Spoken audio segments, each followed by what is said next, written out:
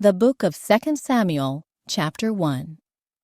After the death of Saul, David returned from his victory over the Amalekites and spent 2 days in Ziklag. On the 3rd day, a man arrived from Saul's army camp. He had torn his clothes and put dirt on his head to show that he was in mourning. He fell to the ground before David in deep respect. "Where have you come from?" David asked. "I escaped from the Israelite camp," the man replied. "What happened?" David demanded. "Tell me how the battle went." The man replied, "Our entire army fled from the battle. Many of the men are dead, and Saul and his son Jonathan are also dead." "How do you know Saul and Jonathan are dead?" David demanded of the young man. The man answered, "I happened to be on Mount Gilboa, and there was Saul, leaning on his spear, with the enemy chariots and charioteers closing in on him. When he turned and saw me, he cried out for me to come to him. 'How can I help?' I asked him. He responded, 'Who are you?' 'I am an Amalekite,' I told him. Then he begged me, 'Come over here and put me out of my misery, for I am in terrible pain and want to die.' So I killed him," the Amalekite told David, "for I knew he couldn't live. Then I took his crown and his armband, and I have brought them here to you, my lord." David and his men tore their clothes in sorrow when they heard the news. They mourned and wept and fasted all day for Saul and his son Jonathan, and for the Lord's army and the nation of Israel, because they had died by the sword that day. Then David said to the young man who had brought the news, "Where are you from?"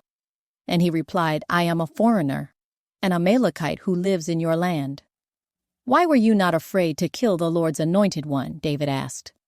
Then David said to one of his men, "Kill him." So the man thrust his sword into the Amalekite and killed him. "You have condemned yourself," David said, "for you yourself confessed that you killed the Lord's anointed one." Then David composed a funeral song for Saul and Jonathan, and he commanded that it be taught to the people of Judah. It is known as the Song of the Bow, and it is recorded in the book of Jashar. "Your pride and joy, O Israel, lies dead on the hills. Oh, how the mighty heroes have fallen. Don't announce the news in Gath. Don't proclaim it in the streets of Ashkelon, or the daughters of the Philistines will rejoice, and the pagans will laugh in triumph. O mountains of Gilboa, let there be no dew or rain upon you, nor fruitful fields producing offerings of grain. For there the shield of the mighty heroes was defiled. The shield of Saul will no longer be anointed with oil. The bow of Jonathan was powerful, and the sword of Saul did its mighty work. They shed the blood of their enemies and pierced the bodies of mighty heroes. How beloved and gracious were Saul and Jonathan. They were together in life and in death. They were swifter than eagles, stronger than lions. O women of Israel, weep for Saul, for he dressed you in luxurious scarlet clothing, in garments decorated with gold. Oh, how the mighty heroes have fallen in battle.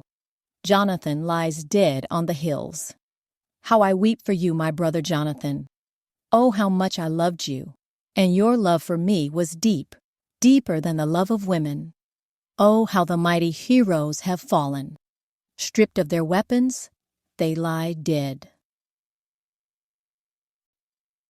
2 Samuel, chapter 2. After this, David asked the Lord, "Should I move back to one of the towns of Judah?" "Yes," the Lord replied. Then David asked, "Which town should I go to?" "To Hebron," the Lord answered. David's 2 wives were Ahinoam from Jezreel and Abigail, the widow of Nabal from Carmel. So David and his wives, and his men and their families, all moved to Judah, and they settled in the villages near Hebron. Then the men of Judah came to David and anointed him king over the people of Judah. When David heard that the men of Jabesh Gilead had buried Saul, he sent them this message: "May the Lord bless you for being so loyal to your master Saul and giving him a decent burial. May the Lord be loyal to you in return and reward you with his unfailing love. And I, too, will reward you for what you have done." Now that Saul is dead, I ask you to be my strong and loyal subjects, like the people of Judah who have anointed me as their new king." But Abner, son of Ner, the commander of Saul's army, had already gone to Mahanaim with Saul's son Ishbosheth. There he proclaimed Ishbosheth king over Gilead, Jezreel, Ephraim, Benjamin, the land of the Asherites, and all the rest of Israel. Ishbosheth, Saul's son, was 40 years old when he became king, and he ruled from Mahanaim for 2 years. Meanwhile, the people of Judah remained loyal to David. David made Hebron his capital, and he ruled as king of Judah for 7.5 years. One day, Abner led Ishbosheth's troops from Mahanaim to Gibeon. About the same time, Joab, son of Zeruiah, led David's troops out and met them at the pool of Gibeon. The two groups sat down there, facing each other from opposite sides of the pool.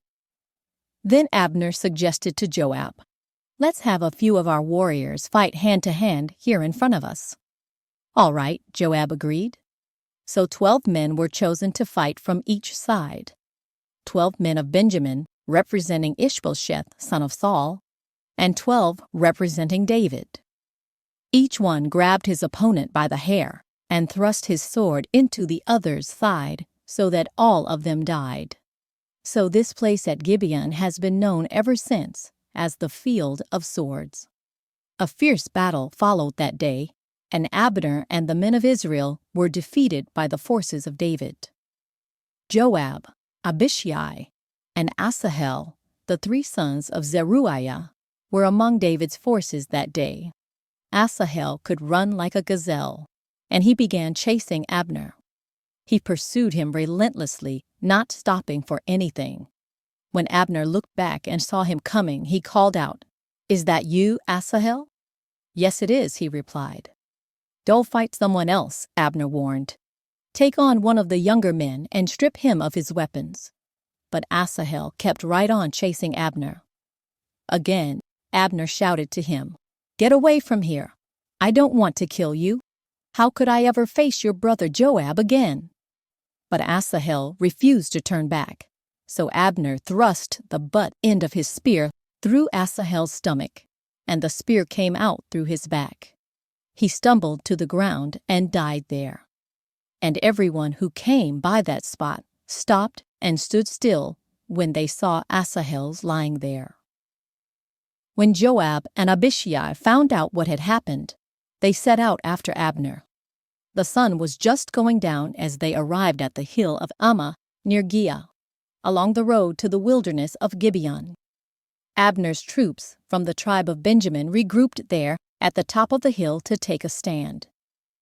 Abner shouted down to Joab, "Must we always be killing each other? Don't you realize that bitterness is the only result? When will you call off your men from chasing their Israelite brothers?"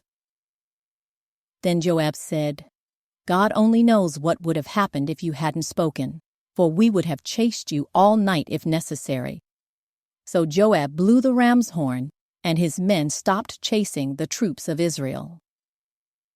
All that night, Abner and his men retreated through the Jordan Valley. They crossed the Jordan River, traveling all through the morning, and didn't stop until they arrived at Mahanaim. Meanwhile, Joab and his men also returned home. When Joab counted his casualties, he discovered that only 19 men were missing in addition to Asahel. But 360 of Abner's men had been killed, all from the tribe of Benjamin. Joab and his men took Asahel's body to Bethlehem and buried him there in his father's tomb. Then they traveled all night and reached Hebron at daybreak. 2 Samuel chapter 3. That was the beginning of a long war between those who were loyal to Saul and those loyal to David. As time passed, David became stronger and stronger, while Saul's dynasty became weaker and weaker. These are the sons who were born to David in Hebron. The oldest was Amnon, whose mother was Ahinoam from Jezreel. The second was Daniel, whose mother was Abigail, the widow of Nabal from Carmel. The third was Absalom, whose mother was Maacah, the daughter of Talmai, king of Geshur. The fourth was Adonijah, whose mother was Haggith. The fifth was Shephatiah, whose mother was Abital. The sixth was Ithream, whose mother was Eglah, David's wife. These sons were all born to David in Hebron. As the war between the house of Saul and the house of David went on, Abner became a powerful leader among those loyal to Saul. One day, Ishbosheth, Saul's son, accused Abner of sleeping with one of his father's concubines, a woman named Rizpah, daughter of Aiah. Abner was furious. "Am I some Judean dog to be kicked around like this?" he shouted. "After all I have done for your father Saul and his family and friends by not handing you over to David, is this my reward, that you find fault with me about this woman? May God strike me and even kill me if I don't do everything I can to help David get what the Lord has promised him. I'm going to take Saul's kingdom and give it to David. I will establish the throne of David over Israel as well as Judah, all the way from Dan in the north to Beersheba in the south." Ishbosheth didn't dare say another word because he was afraid of what Abner might do. Then Abner sent messengers to David saying, "Doesn't the entire land belong to you? Make a solemn pact with me, and I will help turn over all of Israel to you." "All right," David replied, "but I will not negotiate with you unless you bring back my wife Michal, Saul's daughter, when you come." David then sent this message to Ishbosheth, Saul's son: "Give me back my wife Michal, for I bought her with the lives of 100 Philistines." So Ishbosheth took Michal away from her husband, Palti, son of Laish. Palti followed along behind her as far as Bahurim, weeping as he went.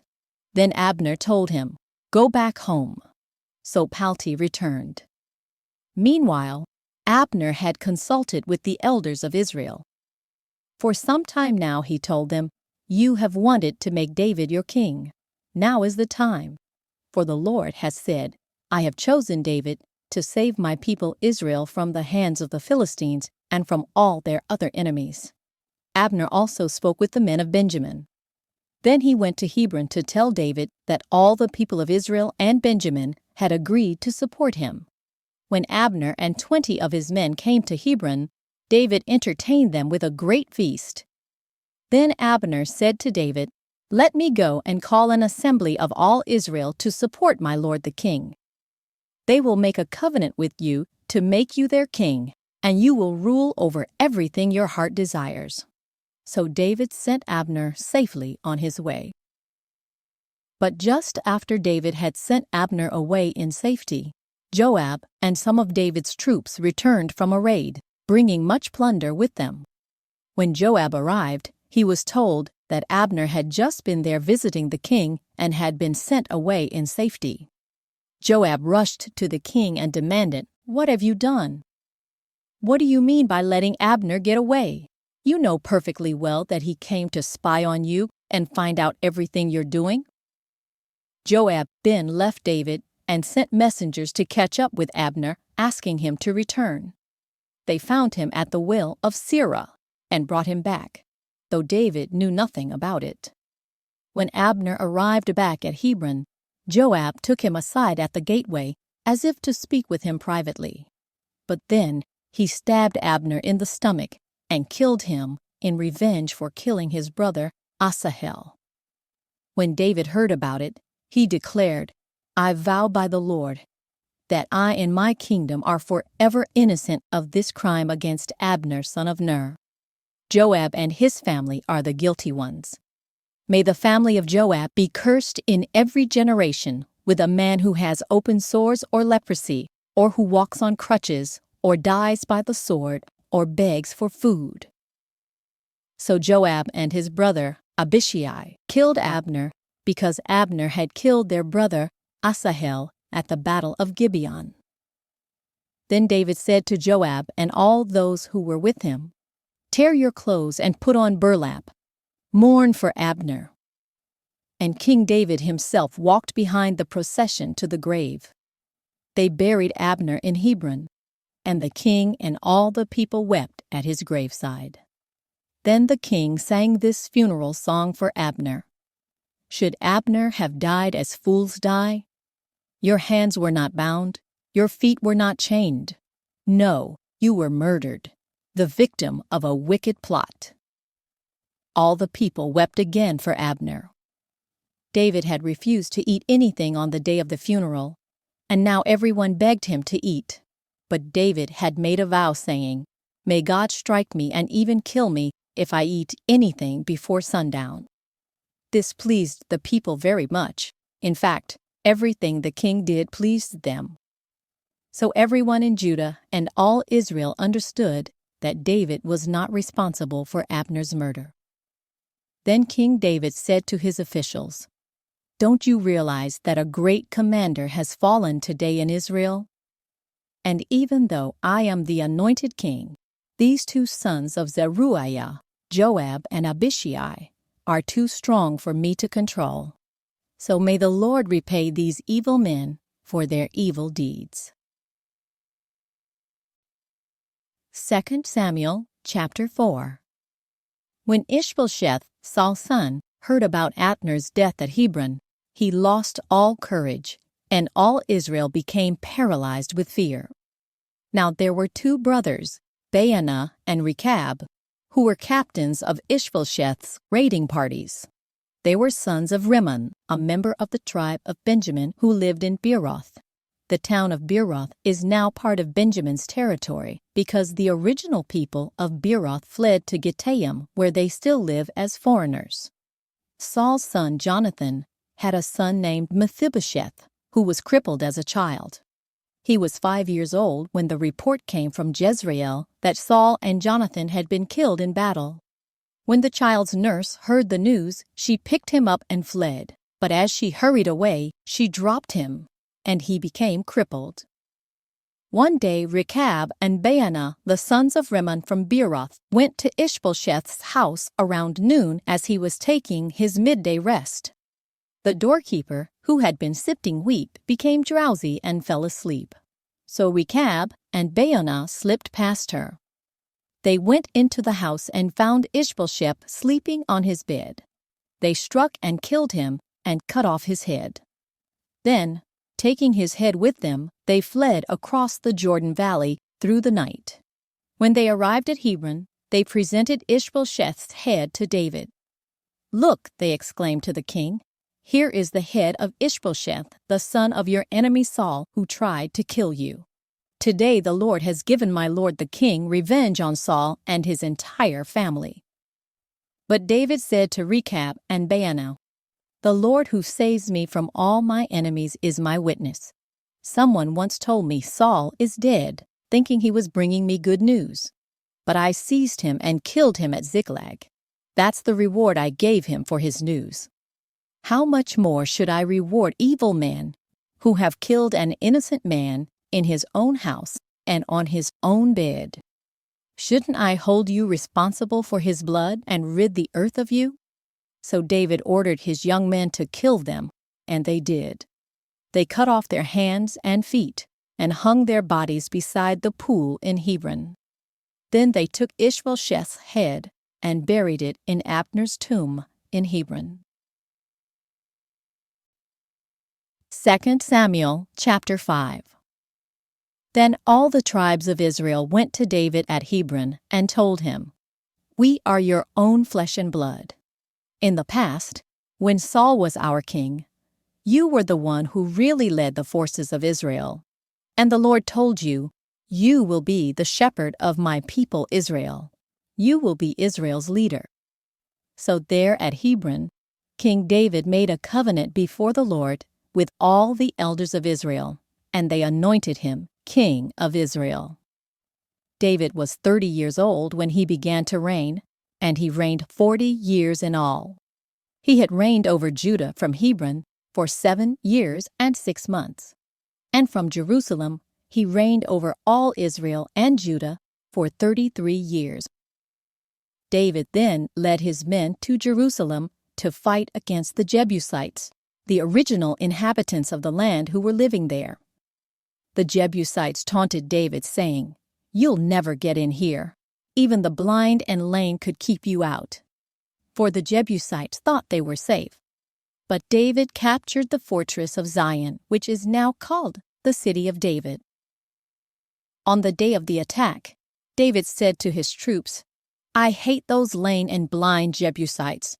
Whoever attacks them should strike by going into the city through the water tunnel." That is the origin of the saying, "The blind and the lame may not enter the house." So David made the fortress his home, and he called it the City of David. He extended the city, starting at the supporting terraces and working inward. And David became more and more powerful, because the Lord God of heaven's armies was with him. Then King Hiram of Tyre sent messengers to David, along with cedar timber and carpenters and stonemasons, and they built David a palace. And David realized that the Lord had confirmed him as king over Israel, and had blessed his kingdom for the sake of his people Israel. After moving from Hebron to Jerusalem, David married more concubines and wives, and they had more sons and daughters. These are the names of David's sons who were born in Jerusalem: Shemua, Shobab, Nathan, Solomon, Ibhar, Elishua, Nepheg, Japhiah, Elishama, Eliada, and Eliphelet. When the Philistines heard that David had been anointed king of Israel, they mobilized all their forces to capture him. But David was told they were coming, so he went into the stronghold. The Philistines arrived and spread out across the valley of Rephaim. So David asked the Lord, "Should I go out to fight the Philistines? Will you hand them over to me?" The Lord replied to David, "Yes, go ahead. I will certainly hand them over to you." So David went to Baal Perazim and defeated the Philistines there. "The Lord did it," David exclaimed.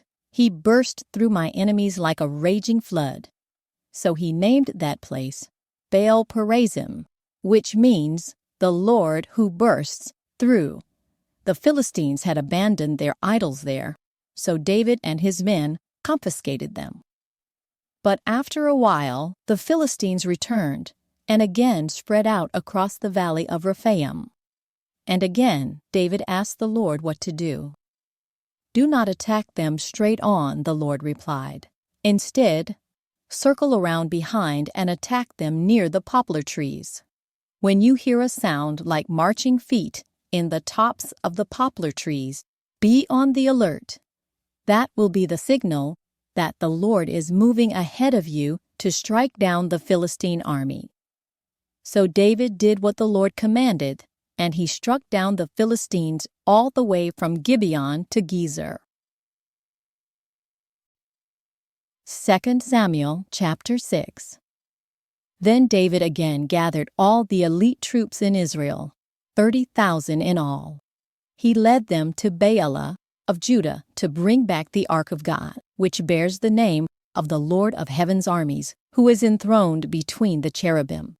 They placed the ark of God on a new cart and brought it from Abinadab's house, which was on a hill. Uzzah and Ahio, Abinadab's sons, were guiding the cart that carried the ark of God. Ahio walked in front of the ark.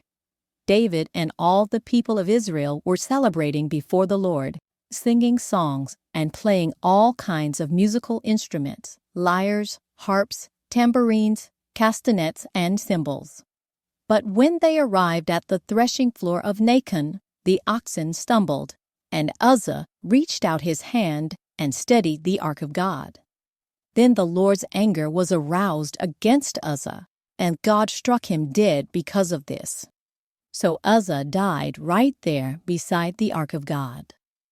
David was angry because the Lord's anger had burst out against Uzzah. He named that place Perez Uzzah, which means to burst out against Uzzah, as it is still called today. David was now afraid of the Lord, and he asked, "How can I ever bring the ark of the Lord back into my care?"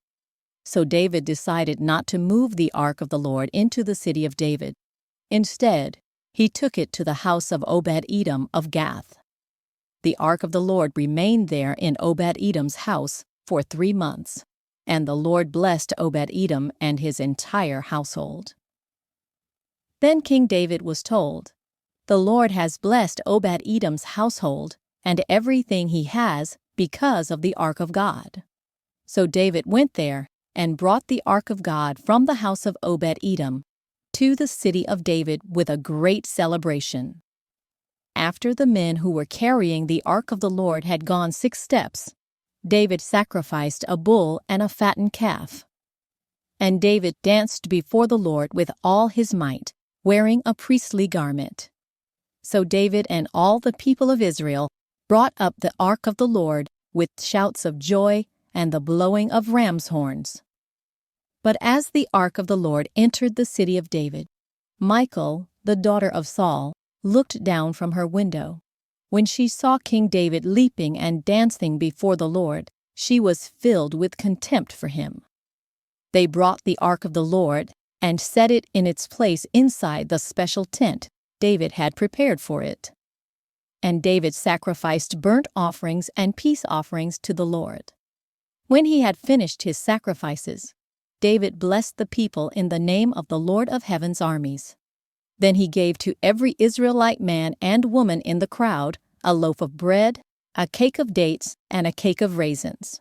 Then all the people returned to their homes.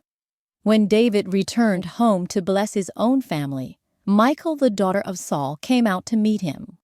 She said in disgust, "How distinguished the king of Israel looked today, shamelessly exposing himself to the servant girls like any vulgar person might do."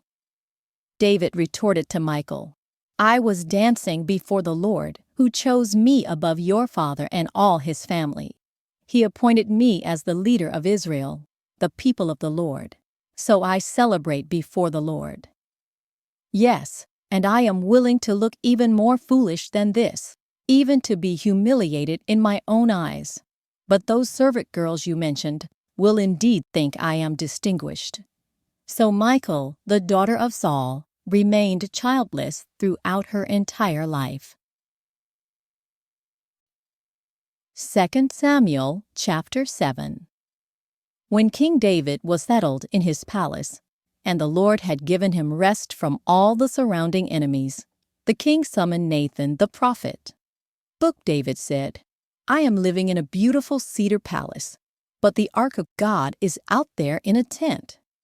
Nathan replied to the king, "Go ahead and do whatever you have in mind, for the Lord is with you."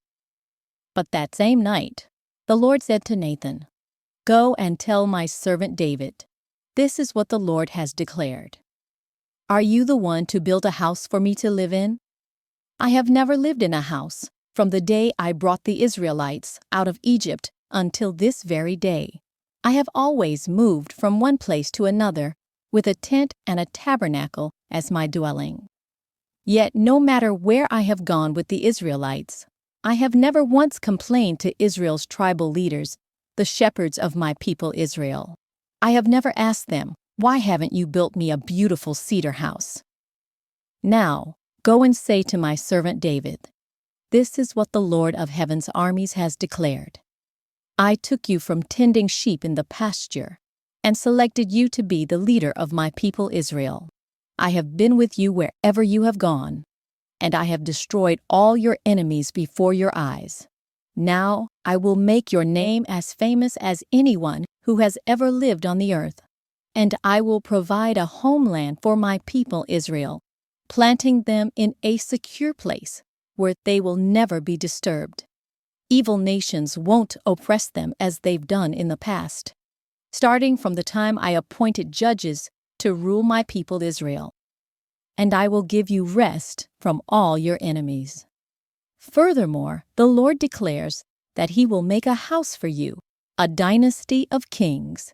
For when you die and are buried with your ancestors, I will raise up one of your descendants, your own offspring, and I will make his kingdom strong.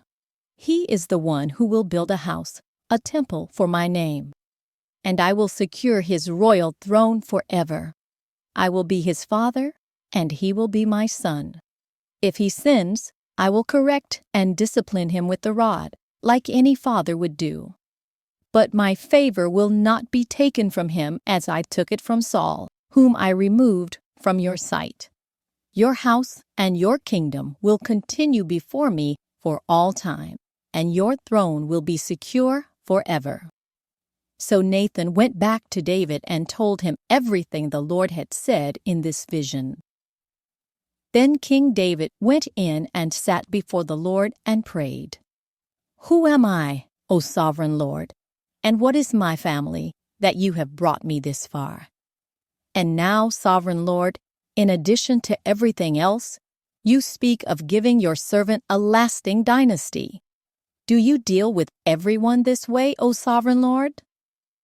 What more can I say to you? You know what your servant is really like, sovereign Lord. Because of your promise, and according to your will, you have done all these great things, and have made them known to your servant. How great you are, O sovereign Lord! There is no one like you. We have never even heard of another God like you. What other nation on earth is like your people Israel?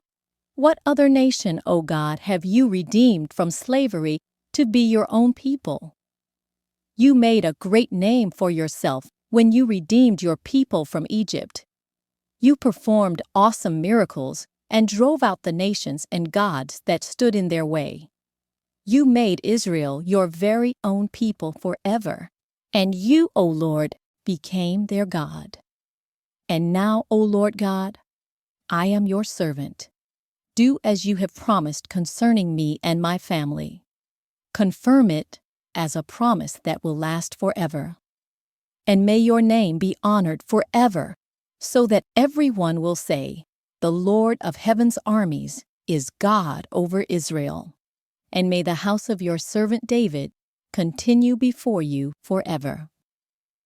O Lord of heaven's armies, God of Israel, I have been bold enough to pray this prayer to you because you have revealed all this to your servant, saying, 'I will build a house for you, a dynasty of kings.' For you are God, O sovereign Lord. Your words are truth, and you have promised these good things to your servant. And now may it please you to bless the house of your servant, so that it may continue forever before you. For you have spoken, and when you grant a blessing to your servant, O sovereign Lord, it is an eternal blessing." 2 Samuel chapter 8. After this, David defeated and subdued the Philistines by conquering Gath, their largest town. David also conquered the land of Moab. He made the people lie down on the ground in a row, and he measured them off in groups with a length of rope. He measured off 2 groups to be executed, for every one group to be spared. The Moabites who were spared became David's subjects and paid him tribute money. David also destroyed the forces of Hadabezer, son of Rehob, king of Zobah, when Hadabezer marched out to strengthen his control along the Euphrates River. David captured 1,000 chariots, 7,000 charioteers, and 20,000 foot soldiers. He crippled all the chariot horses except enough for 100 chariots. When Arameans from Damascus arrived to help King Hadadezer, David killed 22,000 of them. Then he placed several army garrisons in Damascus, the Aramean capital, and the Arameans became David's subjects and paid him tribute money. So the Lord made David victorious wherever he went. David brought the gold shields of Hadadezer's officers to Jerusalem, along with a large amount of bronze from Hadadezer's towns of Tebah and Berothai. When King Toi of Hamath heard that David had destroyed the entire army of Hadadezer, he sent his son Joram to congratulate King David for his successful campaign. Hadadezer and Toi had been enemies and were often at war. Joram presented David with many gifts of silver, gold, and bronze. King David dedicated all these gifts to the Lord, as he did with the silver and gold from the other nations he had defeated, from Edom, Moab, Ammon, Philistia, and Amalek, and from Hadadezer son of Rehob, king of Zobah. So David became even more famous when he returned from destroying 18,000 Edomites in the Valley of Salt. He placed army garrisons throughout Edom, and all the Edomites became David's subjects. In fact, the Lord made David victorious wherever he went. So David reigned over all Israel and did what was just and right for all his people. Joab, son of Zeruiah, was commander of the army. Jehoshaphat, son of Ahilud, was the royal historian. Zadok, son of Ahitub, and Ahimelech, son of Abiathar, were the priests. Seraiah was the court secretary. Benaiah, son of Jehoiada, was captain of the king's bodyguard. And David's sons served as priestly leaders. 2 Samuel chapter 9. One day, David asked, "Is anyone in Saul's family still alive? Anyone to whom I can show kindness for Jonathan's sake?" He summoned a man named Ziba, who had been one of Saul's servants. "Are you Ziba?" the king asked. "Yes, sir, I am," Ziba replied. The king then asked him, "Is anyone still alive from Saul's family? If so, I want to show God's kindness to them." Ziba replied, "Yes, one of Jonathan's sons is still alive. He is crippled in both feet." "Where is he?" the king asked. "In Lodibar," Ziba told him, "at the home of Machir, son of Ammiel." So David sent for him and brought him from Machir's home. His name was Mephibosheth. He was Jonathan's son and Saul's grandson. When he came to David, he bowed low to the ground in deep respect. David said, "Greetings, Mephibosheth." Mephibosheth replied, "I am your servant." "Don't be afraid," David said. "I intend to show kindness to you because of my promise to your father Jonathan. I will give you all the property that once belonged to your grandfather Saul, and you will eat here with me at the king's table." Mephibosheth bowed respectfully and exclaimed, "Who is your servant, that you should show such kindness to a dead dog like me?" Then the king summoned Saul's servant Ziba and said, "I have given your master's grandson everything that belonged to Saul and his family.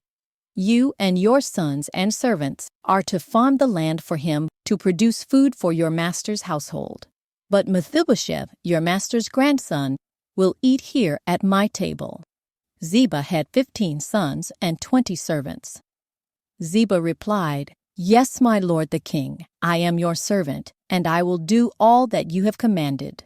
And from that time on, Mephibosheth ate regularly at David's table like one of the king's own sons. Mephibosheth had a young son named Micah. From then on, all the members of Ziba's household were Mephibosheth's servants. And Mephibosheth, who was crippled in both feet, lived in Jerusalem and ate regularly at the king's table. 2 Samuel chapter 10. Sometime after this, King Nahash of the Ammonites died, and his son Hanun became king. David said, "I am going to show loyalty to Hanun, just as his father Nahash was always loyal to me." So David sent ambassadors to express sympathy to Hanun about his father's death. But when David's ambassadors arrived in the land of Ammon, the Ammonite commander said to Hanun their master, "Do you really think these men are coming here to honor your father? No. David has sent them to spy out the city so they can come in and conquer it." So Haman seized David's ambassadors and shaved off half of each man's beard, cut off their robes at the buttocks, and sent them back to David in shame. When David heard what had happened, he sent messengers to tell the men, "Stay at Jericho until your beards grow out, and then come back, for they felt deep shame because of their appearance. When the people of Ammon realized how seriously they had angered David, they sent and hired 20,000 Aramean foot soldiers from the lands of Beth-rehob and Zobah, 1,000 from the king of Maacah, and 12,000 from the land of Tob. When David heard about this, he sent Joab and all his warriors to fight them. The Ammonite troops came out and drew up their battle lines at the entrance of the city gate, while the Arameans from Zobah and Rehob and the men from Tob and Maacah positioned themselves to fight in the open fields. When Joab saw that he would have to fight on both the front and the rear, he chose some of Israel's elite troops and placed them under his personal command to fight the Arameans in the fields. He left the rest of the army under the command of his brother Abishai, who was to attack the Ammonites. "If the Arameans are too strong for me, then come over and help me," Joab told his brother. "And if the Ammonites are too strong for you, I will come and help you. Be courageous. Let us fight bravely for our people and the cities of our God. May the Lord's will be done." When Joab and his troops attacked, the Arameans began to run away. And when the Ammonites saw the Arameans running, they ran from Abishai and retreated into the city. After the battle was over, Joab returned to Jerusalem. The Arameans now realized that they were no match for Israel. So when they regrouped, they were joined by additional Aramean troops summoned by Hadadezer from the other side of the Euphrates River. These troops arrived at Helam under the command of Shobach, the commander of Hadadezer's forces. When David heard what was happening, he mobilized all Israel, crossed the Jordan River, and led the army to Helam. The Arameans positioned themselves in battle formation and fought against David. But again, the Arameans fled from the Israelites. This time, David's forces killed 700 charioteers and 40,000 foot soldiers, including Shobach, the commander of their army. When all the kings allied with Hadadezer saw that they had been defeated by Israel, they surrendered to Israel and became their subjects. After that, the Arameans were afraid to help the Ammonites. 2 Samuel chapter 11. In the spring of the year, when kings normally go out to war, David sent Joab and the Israelite army to fight the Ammonites. They destroyed the Ammonite army and laid siege to the city of Rabbah. However, David stayed behind in Jerusalem. Late one afternoon, after his midday rest, David got out of bed and was walking on the roof of the palace. As he looked out over the city, he noticed a woman of unusual beauty taking a bath. He sent someone to find out who she was, and he was told, "She is Bathsheba, the daughter of Eliam, and the wife of Uriah the Hittite." Then David sent messengers to get her, and when she came to the palace, he slept with her. She had just completed the purification rite after having her menstrual period. Then she returned home. Later, when Bathsheba discovered that she was pregnant, she sent David a message saying, "I'm pregnant." Then David sent word to Joab, "Send me Uriah the Hittite." So Joab sent him to David. When Uriah arrived, David asked him how Joab and the army were getting along, and how the war was progressing. Then he told Uriah, "Go on home and relax." David even sent a gift to Uriah after he had left the palace. But Uriah didn't go home. He slept that night at the palace entrance with the king's palace guard. When David heard that Uriah had not gone home, he summoned him and asked, "What's the matter? Why didn't you go home last night after being away for so long?" Uriah replied, "The ark and the armies of Israel and Judah are living in tents, and Joab and my master's men are camping in the open fields. How could I go home to wine and dine and sleep with my wife? I swear that I would never do such a thing." "Well, stay here today," David told him, "and tomorrow you may return to the army." So Uriah stayed in Jerusalem that day and the next. Then David invited him to dinner and got him drunk. But even then, he couldn't get Uriah to go home to his wife. Again, he slept at the palace entrance with the king's palace guard. So the next morning, David wrote a letter to Joab and gave it to Uriah to deliver. The letter instructed Joab, "Station Uriah on the front lines where the battle is fiercest, then pull back so that he will be killed." So Joab assigned Uriah to a spot close to the city wall, where he knew the enemy's strongest men were fighting. And when the enemy soldiers came out of the city to fight, Uriah the Hittite was killed, along with several other Israelite soldiers. Then Joab sent a battle report to David. He told his messenger, "Report all the news of the battle to the king." But he might get angry and ask, "Why did the troops go so close to the city? Didn't they know there would be shooting from the walls? Wasn't Abimelech, son of Gideon, killed at Thebes by a woman who threw a millstone down on him from the wall? Why would you get so close to the wall?" Then tell him, "Uriah the Hittite was killed too." So the messenger went to Jerusalem and gave a complete report to David. "The enemy came out against us in the open fields," he said, "and as we chased them back to the city gate, the archers on the wall shot arrows at us. Some of the king's men were killed, including Uriah the Hittite." "Well, tell Joab not to be discouraged," David said. "The sword devours this one today and that one tomorrow. Fight harder next time and conquer the city." When Uriah's wife heard that her husband was dead, she mourned for him. When the period of mourning was over, David sent for her and brought her to the palace, and she became one of his wives. Then she gave birth to a son. But the Lord was displeased with what David had done. 2 Samuel chapter 12. So the Lord sent Nathan the prophet to tell David this story. There were 2 men in a certain town. One was rich and one was poor. The rich man owned a great many sheep and cattle. The poor man owned nothing but one little lamb he had bought. He raised that little lamb, and it grew up with his children. It ate from the man's own plate and drank from his cup. He cuddled it in his arms like a baby daughter. One day, a guest arrived at the home of the rich man.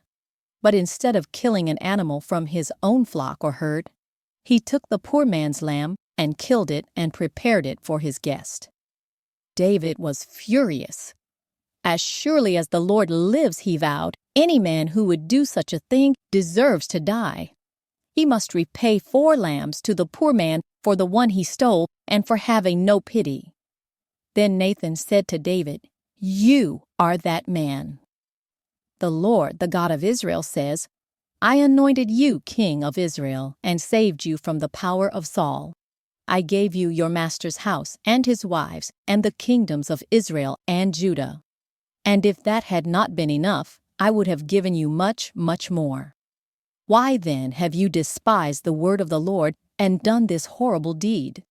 For you have murdered Uriah the Hittite with the sword of the Ammonites and stolen his wife.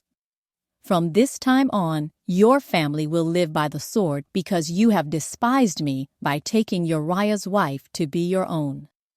This is what the Lord says.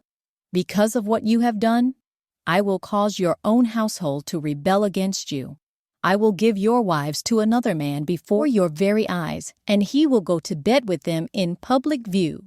You did it secretly, but I will make this happen to you openly in the sight of all Israel." Then David confessed to Nathan, "I have sinned against the Lord." Nathan replied, "Yes, but the Lord has forgiven you, and you won't die for this sin. Nevertheless, because you have shown utter contempt for the word of the Lord by doing this, your child will die." After Nathan returned to his home, the Lord sent a deadly illness to the child of David and Uriah's wife. David begged God to spare the child. He went without food and lay all night on the bare ground. The elders of his household pleaded with him to get up and eat with them, but he refused. Then on the 7th day, the child died. David's advisors were afraid to tell him. He wouldn't listen to reason while the child was ill, they said. What drastic thing will he do when we tell him the child is dead? When David saw them whispering, he realized what had happened. Is the child dead? He asked. Yes, they replied. He is dead. Then David got up from the ground, washed himself, put on lotions, and changed his clothes. He went to the tabernacle and worshipped the Lord. After that, he returned to the palace and was served food and ate. His advisors were amazed. We don't understand you, they told him. While the child was still living, you wept and refused to eat. But now that the child is dead, you have stopped your mourning and are eating again. David replied, I fasted and wept while the child was alive, for I said, perhaps the Lord will be gracious to me and let the child live. But why should I fast when he is dead? Can I bring him back again? I will go to him one day, but he cannot return to me. Then David comforted Bathsheba, his wife, and slept with her. She became pregnant and gave birth to a son, and David named him Solomon. The Lord loved the child and sent word through Nathan the prophet that they should name him Jedediah, which means beloved of the Lord, as the Lord had commanded. Meanwhile, Joab was fighting against Rabbah, the capital of Ammon, and he captured the royal fortifications. Joab sent messengers to tell David, I have fought against Rabbah and captured its water supply. Now bring the rest of the army and capture the city. Otherwise, I will capture it and get credit for the victory. So David gathered the rest of the army and went to Rabbah, and he fought against it and captured it. David removed the crown from the king's head, and it was placed on his own head. The crown was made of gold and set with gems, and it weighed 75 pounds. David took a vast amount of plunder from the city. He also made slaves of the people of Rabbah and forced them to labor with saws, iron picks, and iron axes, and to work in the brick kilns. That is how he dealt with the people of all the Ammonite towns. Then David and all the army returned to Jerusalem. 2 Samuel chapter 13. Now David's son Absalom had a beautiful sister named Tamar, and Amnon, her half-brother, fell desperately in love with her. Amnon became so obsessed with Tamar that he became ill. She was a virgin, and Amnon thought he could never have her. But Amnon had a very crafty friend, his cousin Jonadab. He was the son of David's brother Shimei. One day, Jonadab said to Amnon, What's the trouble? Why should the son of a king look so dejected morning after morning? So Amnon told him, I am in love with Tamar, my brother Absalom's sister. Well, Jonadab said, I'll tell you what to do. Go back to bed and pretend you are ill. When your father comes to see you, ask him to let Tamar come and prepare some food for you. Tell him you'll feel better if she prepares it as you watch and feeds you with her own hands. So Amnon lay down and pretended to be sick. And when the king came to see him, Amnon asked him, Please let my sister Tamar come and cook my favorite dish as I watch. Then I can eat it from her own hands. So David agreed and sent Tamar to Amnon's house to prepare some food for him. When Tamar arrived at Amnon's house, she went to the place where he was lying down so he could watch her make some dough. Then she baked his favorite dish for him. But when she set the serving tray before him, he refused to eat. Everyone, get out of here, Amnon told his servants. So they all left. Then he said to Tamar, Now bring the food into my bedroom and feed it to me here. So Tamar took his favorite dish to him. But as she was feeding him, he grabbed her and demanded, Come to bed with me, my darling sister. No, my brother, she cried. Don't be foolish. Don't do this to me. Such wicked things aren't done in Israel. Where could I go in my shame? And you would be called one of the greatest fools in Israel. Please, just speak to the king about it and he will let you marry me." But Amnon wouldn't listen to her. And since he was stronger than she was, he raped her. Then suddenly, Amnon's love turned to hate, and he hated her even more than he had loved her. "Get out of here," he snarled at her. "No, no," Tamar cried. "Sending me away now is worse than what you've already done to me." But Amnon wouldn't listen to her. He shouted for his servant and demanded, "Throw this woman out and lock the door behind her." So the servant put her out and locked the door behind her. She was wearing a long, beautiful robe, as was the custom in those days for the king's virgin daughters. But now Tamar tore her robe and put ashes on her head, and then, with her face in her hands, she went away crying. Her brother Absalom saw her and asked, "Is it true that Amnon has been with you?" "Well, my sister, keep quiet for now, since he's your brother. Don't you worry about it." So Tamar lived as a desolate woman in her brother Absalom's house. When King David heard what had happened, he was very angry. And though Absalom never spoke to Amnon about this, he hated Amnon deeply because of what he had done to his sister. 2 years later, when Absalom's sheep were being sheared at Baal-Hazor near Ephraim, Absalom invited all the king's sons to come to a feast. He went to the king and said, "My sheep shearers are now at work. Would the king and his servants please come to celebrate the occasion with me?" The king replied, "No, my son. If we all came, we would be too much of a burden on you." Absalom pressed him, but the king would not come, though he gave Absalom his blessing. "Well then," Absalom said, "if you can't come, how about sending my brother Amnon with us?" "Why Amnon?" the king asked. But Absalom kept on pressing the king until he finally agreed to let all his sons attend, including Amnon. So Absalom prepared a feast fit for a king. Absalom told his men, "Wait until Amnon gets drunk. Then, at my signal, kill him. Don't be afraid. I'm the one who has given the command. Take courage and do it." So at Absalom's signal, they murdered Amnon. Then the other sons of the king jumped on their mules and fled. As they were on the way back to Jerusalem, this report reached David. "Absalom has killed all the king's sons. Not one is left alive." The king got up, tore his robe, and threw himself on the ground. His advisers also tore their clothes in horror and sorrow. But just then, Jonadab, the son of David's brother Shimei, arrived and said, "No, don't believe that all the king's sons have been killed. It was only Amnon. Absalom has been plotting this ever since Amnon raped his sister Tamar. No, my lord the king, your sons aren't all dead. It was only Amnon." Meanwhile, Absalom escaped.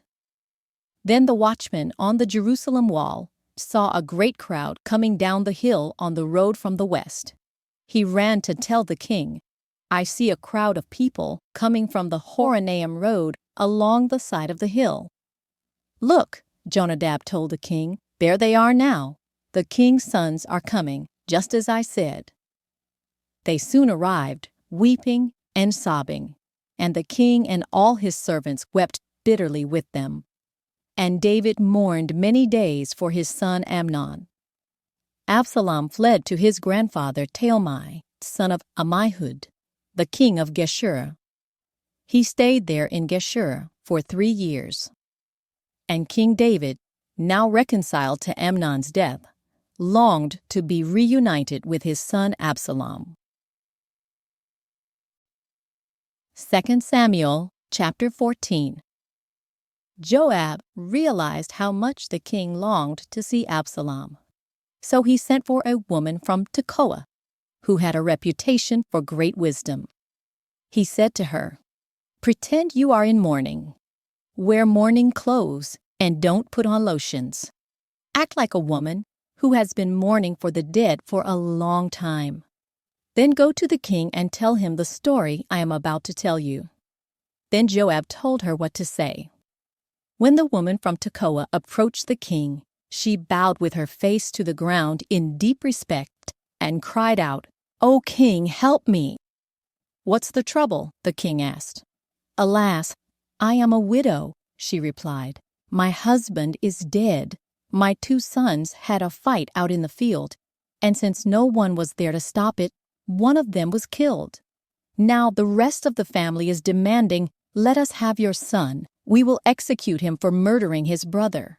He doesn't deserve to inherit his family's property.' They want to extinguish the only coal I have left, and my husband's name and family will disappear from the face of the earth." "Leave it to me," the king told her.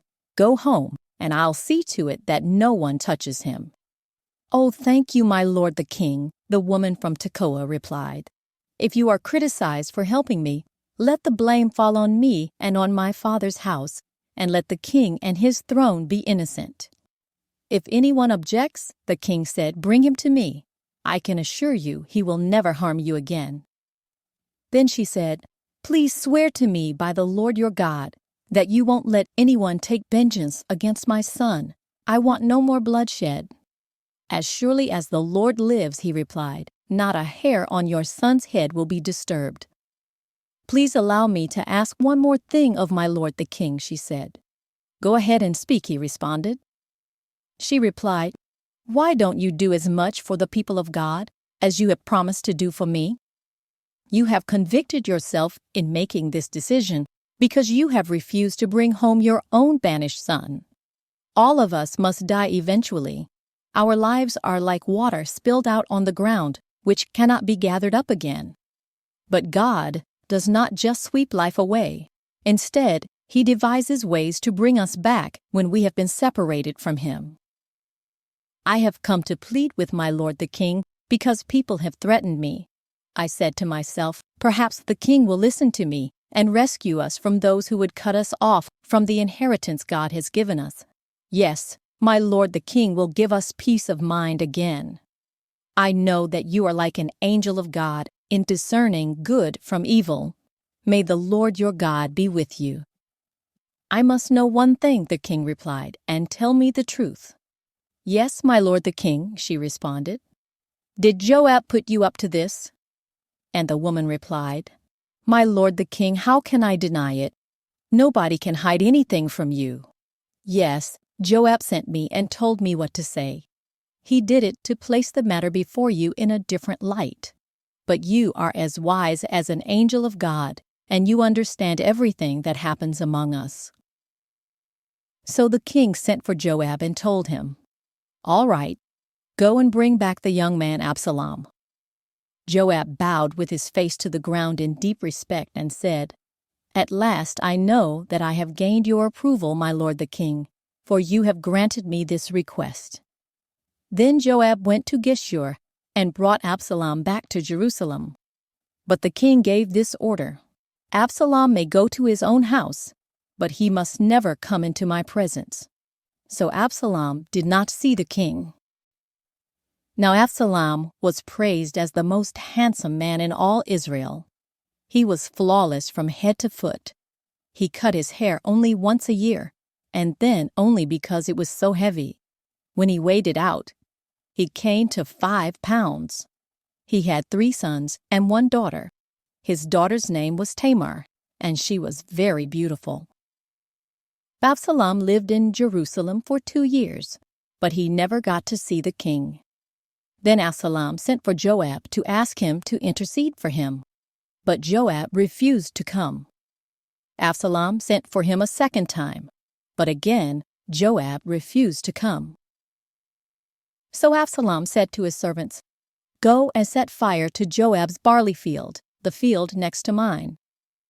So they set his field on fire as Absalom had commanded. Then Joab came to Absalom at his house and demanded, "Why did your servant set my field on fire?" And Absalom replied, "Because I wanted you to ask the king why he brought me back from Geshur if he didn't intend to see me. I might as well have stayed there. Let me see the king. If he finds me guilty of anything, then let him kill me." So Joab told the king what Absalom had said. Then at last David summoned Absalom, who came and bowed low before the king, and the king kissed him. 2 Samuel chapter 15. After this, Absalom bought a chariot and horses, and he hired 50 bodyguards to run ahead of him. He got up early every morning and went out to the gate of the city. When people brought a case to the king for judgment, Absalom would ask where in Israel they were from, and they would tell him their tribe. Then Absalom would say, "You've really got a strong case here. It's too bad the king doesn't have anyone to hear it. I wish I were the judge. Then everyone could bring their cases to me for judgment, and I would give them justice." When people tried to bow before him, Absalom wouldn't let them. Instead, he took them by the hand and kissed them. Absalom did this with everyone who came to the king for judgment, and so he stole the hearts of all the people of Israel. After 4 years, Absalom said to the king, "Let me go to Hebron to offer a sacrifice to the Lord and fulfill a vow I made to him. For while your servant was at Geshur in Aram, I promised to sacrifice to the Lord in Hebron if he would bring me back to Jerusalem." "All right," the king told him. "Go and fulfill your vow." So Absalom went to Hebron. But while he was there, he sent secret messengers to all the tribes of Israel to stir up a rebellion against the king. "As soon as you hear the ram's horn," his message read, "you are to say, 'Absalom has been crowned king in Hebron.'" He took 200 men from Jerusalem with him as guests, but they knew nothing of his intentions. While Absalom was offering the sacrifices, he sent for Ahithophel, one of David's counselors, who lived in Gilo. Soon many others also joined Absalom, and the conspiracy gained momentum. A messenger soon arrived in Jerusalem to tell David, "All Israel has joined Absalom in a conspiracy against you." "Then we must flee at once, or it will be too late," David urged his men. "Hurry! If we get out of the city before Absalom arrives, both we and the city of Jerusalem will be spared from disaster." "We are with you," his advisers replied. "Do what you think is best." So the king and all his household set out at once. He left no one behind except 10 of his concubines to look after the palace. The king and all his people set out on foot, pausing at the last house to let all the king's men move past to lead the way. There were 600 men from Gath who had come with David, along with the king's bodyguard. Then the king turned and said to Ittai, a leader of the men from Gath, "Why are you coming with us? Go on back to King Asalal, for you are a guest in Israel, a foreigner in exile. You arrived only recently, and should I force you today to wander with us? I don't even know where we will go. Go on back and take your kinsman with you, and may the Lord show you his unfailing love and faithfulness." But Ittai said to the king, "I vow by the Lord and by your own life that I will go wherever my lord the king goes, no matter what happens, whether it means life or death." David replied, "All right, come with us." So Ittai and all his men and their families went along. Everyone cried loudly as the king and his followers passed by. They crossed the Kidron Valley and then went out toward the wilderness. Zadok and all the Levites also came along, carrying the Ark of the Covenant of God. They set down the Ark of God, and Abiathar offered sacrifices until everyone had passed out of the city. Then the king instructed Zadok to take the Ark of God back into the city. "If the Lord sees fit," David said, "he will bring me back to see the Ark and the tabernacle again. But if he is through with me, then let him do what seems best to him." The king also told Zadok the priest, "Look, here is my plan. You and Abiathar should return quietly to the city with your son Ahimaaz and Abiathar's son Jonathan. I will stop at the shallows of the Jordan River and wait there for a report from you." So Zadok and Abiathar took the ark of God back to the city and stayed there. David walked up the road to the Mount of Olives, weeping as he went. His head was covered, and his feet were bare as a sign of mourning.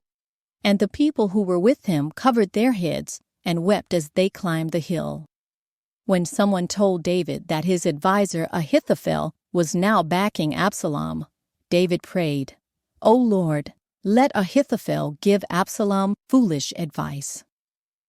When David reached the summit of the Mount of Olives where people worshipped God, Hushai the Archite was waiting there for him.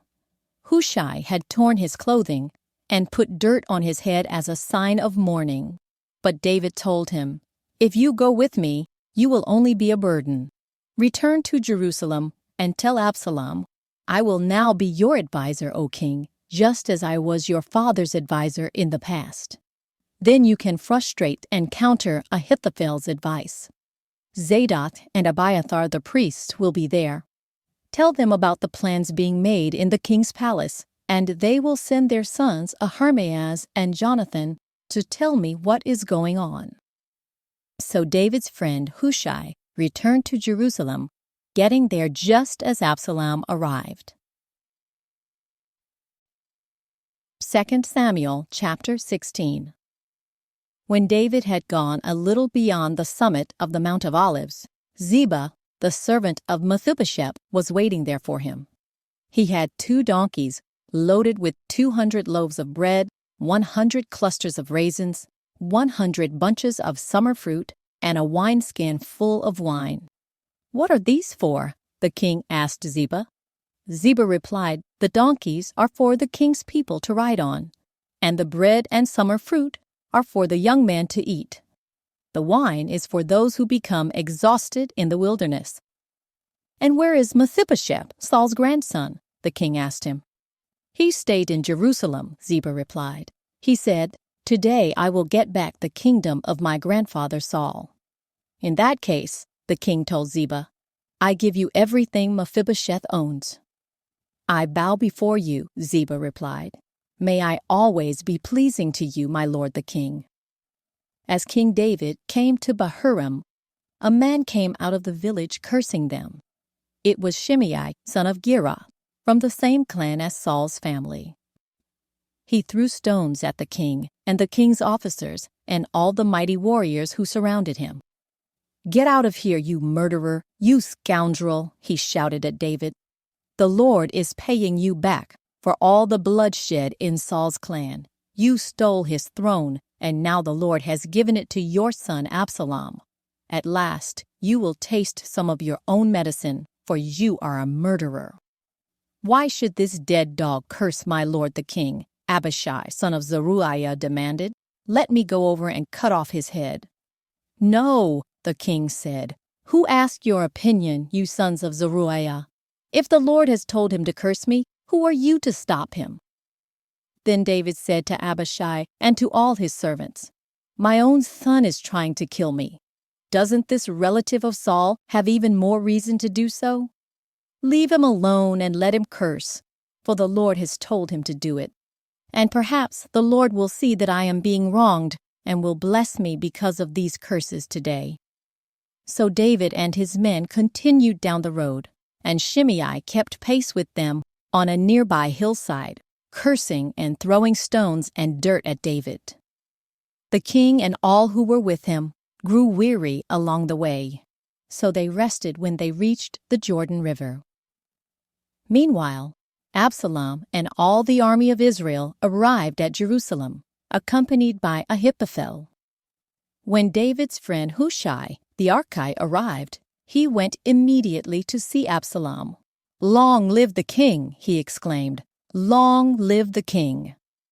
"Is this the way you treat your friend David?" Absalom asked him. "Why aren't you with him?" "I'm here because I belong to the man who is chosen by the Lord and by all the men of Israel," Hushai replied. "And anyway, why shouldn't I serve you? Just as I was your father's adviser, now I will be your adviser." Then Absalom turned to Ahithophel and asked him, "What should I do next?" Ahithophel told him, Go and sleep with your father's concubines, for he has left them here to look after the palace. Then all Israel will know that you have insulted your father beyond hope of reconciliation, and they will throw their support to you." So they set up a tent on the palace roof where everyone could see it, and Absalom went in and had sex with his father's concubines. Absalom followed Ahithophel's advice, just as David had done, for every word Ahithophel spoke seemed as wise as though it had come directly from the mouth of God. 2 Samuel chapter 17. Now Ahithophel urged Absalom, "Let me choose 12,000 men to start out after David tonight. I will catch up with him while he is weary and discouraged. He and his troops will panic, and everyone will run away. Then I will kill only the king, and I will bring all the people back to you as a bride returns to her husband. After all, it is only one man's life that you seek. Then you will be at peace with all the people." This plan seemed good to Absalom and to all the elders of Israel. But then Absalom said, "Bring in Hushai the Archite. Let's see what he thinks about this." When Hushai arrived, Absalom told him what Ahithophel had said. Then he asked, "What is your opinion? Should we follow Ahithophel's advice? If not, what do you suggest?" "Well," Hushai replied to Absalom, "this time Ahithophel has made a mistake. You know your father and his men. They are mighty warriors. Right now, they are as enraged as a mother bear who has been robbed of her cubs. And remember that your father is an experienced man of war. He won't be spending the night among the troops. He has probably already hidden in some pit or cave. And when he comes out and attacks, and a few of your men fall, there will be panic among your troops, and the word will spread that Absalom's men are being slaughtered. Then, even the bravest soldiers, though they have the heart of a lion, will be paralyzed with fear. For all Israel knows what a mighty warrior your father is and how courageous his men are. I recommend that you mobilize the entire army of Israel, bringing them from as far away as Dan in the north and Beersheba in the south. That way, you will have an army as numerous as the sand on the seashore. And I advise that you personally lead the troops. When we find David, we'll fall on him like dew that falls on the ground. Then neither he nor any of his men will be left alive. And if David were to escape into some town, you will have all Israel there at your command. Then we can take ropes and drag the walls of the town into the nearest valley until every stone is torn down." Then Absalom and all the men of Israel said, "Hushai's advice is better than Ahithophel's," for the Lord had determined to defeat the counsel of Ahithophel, which really was the better plan, so that he could bring disaster on Absalom. Hushai told Zadok and Abiathar the priest what Ahithophel had said to Absalom and the elders of Israel, and what he himself had advised instead. "Quick," he told them, "find David and urge him not to stay at the shallows of the Jordan River tonight. He must go across at once into the wilderness beyond. Otherwise, he will die and his entire army with him." Jonathan and Ahimaaz had been staying at Enrogel so as not to be seen entering and leaving the city. Arrangements had been made for a servant girl to bring them the message they were to take to King David. But a boy spotted them at Enrogel, and he told Absalom about it. So they quickly escaped to Bahurim, where a man hid them down inside a well in his courtyard. The man's wife put a cloth over the top of the well and scattered grain on it to dry in the sun, so no one suspected they were there. When Absalom's men arrived, they asked her, "Have you seen Ahimaaz and Jonathan?" The woman replied, "They were here, but they crossed over the brook." Absalom's men looked for them without success and returned to Jerusalem. Then the two men crawled out of the well and hurried on to King David. "Quick," they told him, "cross the Jordan tonight. and they told him how Ahithophel had advised that he be captured and killed. So David and all the people with him went across the Jordan River during the night, and they were all on the other bank before dawn. When Ahithophel realized that his advice had not been followed, he saddled his donkey, went to his hometown, set his affairs in order, and hanged himself. He died there and was buried in the family tomb. David soon arrived at Mahanaim. By now, Absalom had mobilized the entire army of Israel and was leading his troops across the Jordan River. Absalom had appointed Amasa as commander of his army, replacing Joab, who had been commander under David. Amasa was Joab's cousin. His father was Jether, an Ishmaelite. His mother Abigail, daughter of Nahash, was the sister of Joab's mother Zeruiah. Absalom and the Israelite army set up camp in the land of Gilead. When David arrived at Mahanaim, he was warmly greeted by Shobai, son of Nahash, who came from Rabbah of the Ammonites, and by Machir, son of Ammiel, from Lodebar, and by Barzillai of Gilead, from Rogelim. They brought sleeping mats, cooking pots, serving bowls, wheat and barley, flour, and roasted grain, beans, lentils, honey, butter, sheep, goats, and cheese for David and those who were with him. For they said, "You must all be very hungry and tired and thirsty after your long march through the wilderness." 2 Samuel chapter 18. David now mustered the men who were with him and appointed generals and captains to lead them. He sent the troops out in 3 groups, placing one group under Joab, one under Joab's brother Abishai, son of Zeruiah, and one under Ittai, the man from Gath. The king told his troops, "I am going out with you." But his men objected strongly. "You must not go," they urged. "If we have to turn and run, and even if half of us die, it will make no difference to Absalom's troops. They will be looking only for you. You are worth 10,000 of us, and it is better that you stay here in the town and send help if we need it." "If you think that's the best plan, I'll do it," the king answered. So he stood alongside the gate of the town as all the troops marched out in groups of hundreds and of thousands. And the king gave this command to Joab, Abishai, and Ittai: "For my sake, deal gently with young Absalom." And all the troops heard the king give this order to his commanders. So the battle began in the forest of Ephraim. And the Israelite troops were beaten back by David's men. There was a great slaughter that day, and 20,000 men laid down their lives. The battle raged all across the countryside, and more men died because of the forest than were killed by the sword. During the battle, Absalom happened to come upon some of David's men. He tried to escape on his mule, but as he rode beneath the thick branches of a great tree, his hair got caught in the tree. His mule kept going and left him dangling in the air. One of David's men saw what had happened and told Joab, "I saw Absalom dangling from a great tree." "What?" Joab demanded. "You saw him there and didn't kill him? I would have rewarded you with 10 pieces of silver and a hero's belt." "I would not kill the king's son for even 1,000 pieces of silver," the man replied to Joab. "We all heard the king say to you and Abishai and Ittai, 'For my sake, please spare young Absalom.' And if I had betrayed the king by killing his son, and the king would certainly find out who did it, you yourself would be the first to abandon me."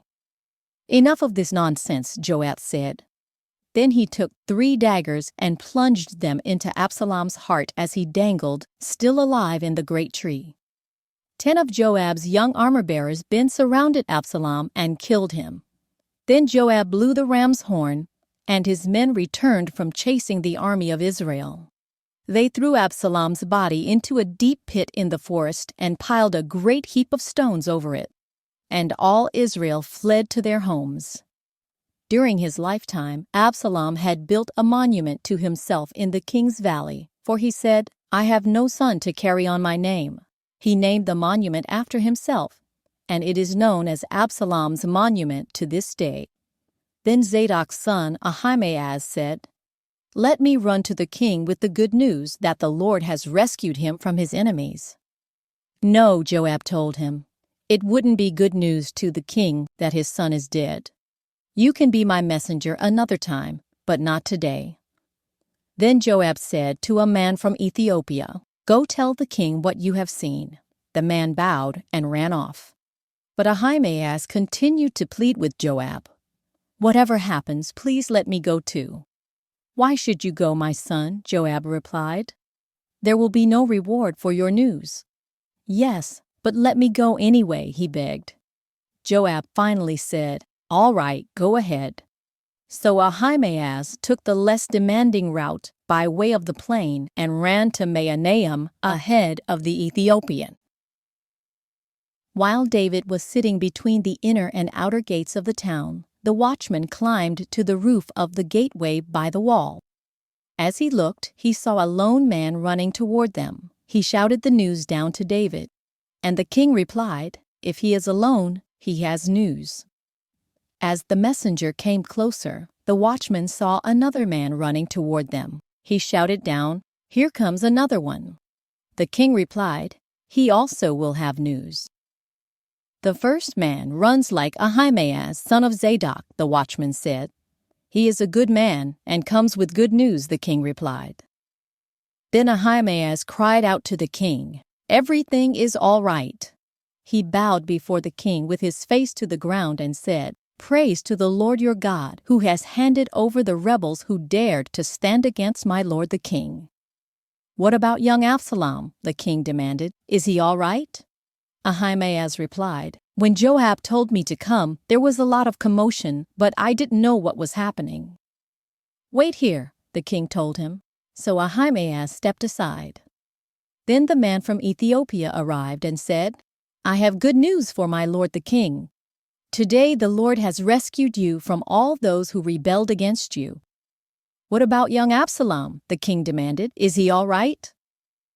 And the Ethiopian replied, "May all of your enemies, my lord the king, both now and in the future, share the fate of that young man." The king was overcome with emotion. He went up to the room over the gateway and burst into tears.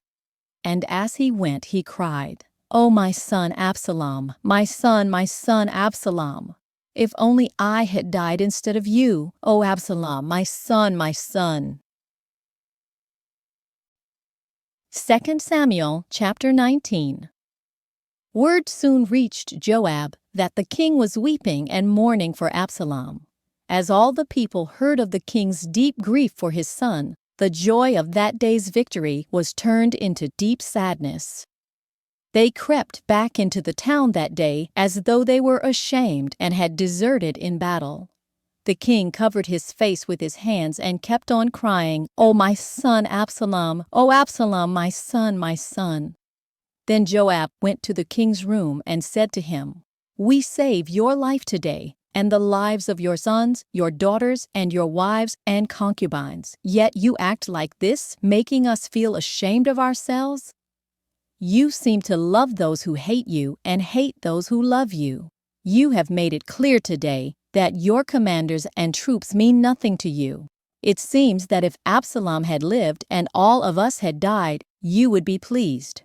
Now go out there and congratulate your troops, for I swear by the Lord that if you don't go out, not a single one of them will remain here tonight. Then you will be worse off than ever before." So the king went out and took his seat at the town gate. And as the news spread throughout the town that he was there, everyone went to him. Meanwhile, the Israelites who had supported Absalom fled to their homes. And throughout all the tribes of Israel, there was much discussion and argument going on. The people were saying, "The king rescued us from our enemies and saved us from the Philistines. But Absalom chased him out of the country. Now Absalom, whom we anointed to rule over us, is dead. Why not ask David to come back and be our king again?"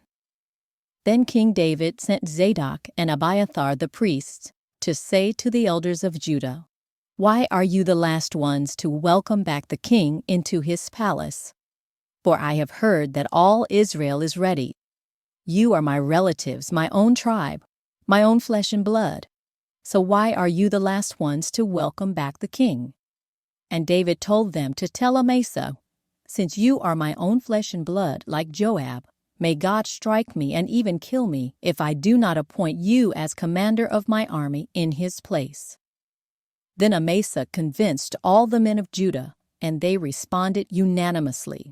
They sent word to the king, "Return to us and bring back all who are with you." So the king started back to Jerusalem.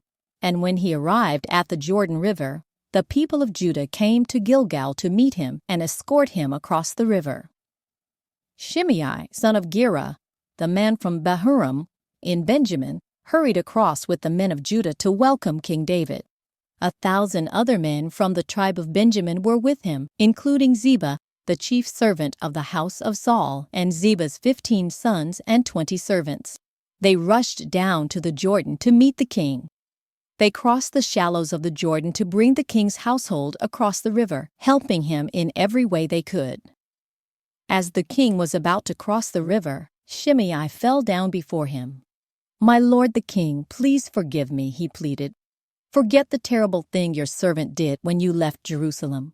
May the king put it out of his mind. I know how much I sinned. That is why I have come here today, the very first person in all Israel, to greet my lord the king." Then Abishai, son of Zeruiah, said, "Shimei should die, for he cursed the Lord's anointed king." "Who asked your opinion, you sons of Zeruiah?" David exclaimed. "Why have you become my adversary today? This is not a day for execution, for today I am once again the king of Israel." Then turning to Shimei, David vowed, "Your life will be spared." Now Mephibosheth, Saul's grandson, came down from Jerusalem to meet the king. He had not cared for his feet, trimmed his beard, or washed his clothes since the day the king left Jerusalem. "Why didn't you come with me, Mephibosheth?" the king asked him. Mephibosheth replied, "My lord the king, my servant Ziba deceived me. I told him, 'Saddle my donkey so I can go with the king,' for as you know I am crippled. Ziba has slandered me by saying that I refused to come. But I know that my lord the king is like an angel of God, so do what you think is best. All my relatives and I could expect only death from you, my lord, but instead you have honored me by allowing me to eat at your own table. What more can I ask?" "You've said enough," David replied. "I've decided that you and Ziba will divide your land equally between you." "Give him all of it," Mephibosheth said. "I am content just to have you safely back again, my lord the king." Barzillai of Gilead had come down from Rogelim to escort the king across the Jordan. He was very old, 80 years of age, and very wealthy. He was the one who had provided food for the king during his stay in Mahanaim. "Come across with me and live in Jerusalem," the king said to Barzillai. "I will take care of you there." "No," he replied. "I am far too old to go with the king to Jerusalem. I am 80 years old today, and I can no longer enjoy anything. Food and wine are no longer tasty, and I cannot hear the singers as they sing. I would only be a burden to my lord the king. Just to go across the Jordan River with the king is all the honor I need. Then let me return again to die in my own town where my father and mother are buried. But here is your servant, my son Kimham. Let him go with my lord the king and receive whatever you want to give him." "Good," the king agreed. "Kimham will go with me, and I will help him in any way you would like. And I will do for you anything you want." So all the people crossed the Jordan with the king. After David had blessed Barzillai and kissed him, Barzillai returned to his own home. The king then crossed over to Gilgal, taking Kimham with him. All the troops of Judah and half the troops of Israel escorted the king on his way. But all the men of Israel complained to the king, "The men of Judah stole the king and didn't give us the honor of helping take you, your household, and all your men across the Jordan." The men of Judah replied, "The king is one of our own kinsmen. Why should this make you angry? We haven't eaten any of the king's food or received any special favors." "But there are 10 tribes in Israel," the others replied, "so we have 10 times as much right to the king as you do. What right do you have to treat us with such contempt? Weren't we the first to speak of bringing him back to be our king again?" The argument continued back and forth, and the men of Judah spoke even more harshly than the men of Israel. 2 Samuel chapter 20. There happened to be a troublemaker there named Sheba, son of Bichri, a man from the tribe of Benjamin. Sheba blew a ram's horn and began to chant, "Down with the dynasty of David! We have no interest in the son of Jesse. Come on, you men of Israel, back to your homes." So all the men of Israel deserted David and followed Sheba, son of Bichri. But the men of Judah stayed with their king and escorted him from the Jordan River to Jerusalem. When David came to his palace in Jerusalem, he took the 10 concubines he had left to look after the palace and placed them in seclusion. Their needs were provided for, but he no longer slept with them. So each of them lived like a widow until she died. Then the king told Amasa, "Mobilize the army of Judah within 3 days and report back at that time." So Amasa went out to notify Judah, but it took him longer than the time he had been given. Then David said to Abishai, "Sheba, son of Bichri, is going to hurt us more than Absalom did. Quick, take my troops and chase after him before he gets into a fortified town where we can't reach him." So Abishai and Joab, together with the king's bodyguard and all the mighty warriors, set out from Jerusalem to go after Sheba. As they arrived at the great stone in Gibeon, Amasa met them. Joab was wearing his military tunic with a dagger strapped to his belt. As he stepped forward to greet Amasa, he slipped the dagger from its sheath. "How are you, my cousin?" Joab said, and took him by the beard with his right hand, as though to kiss him. Amasa didn't notice the dagger in his left hand, and Joab stabbed him in the stomach with it so that his insides gushed out onto the ground.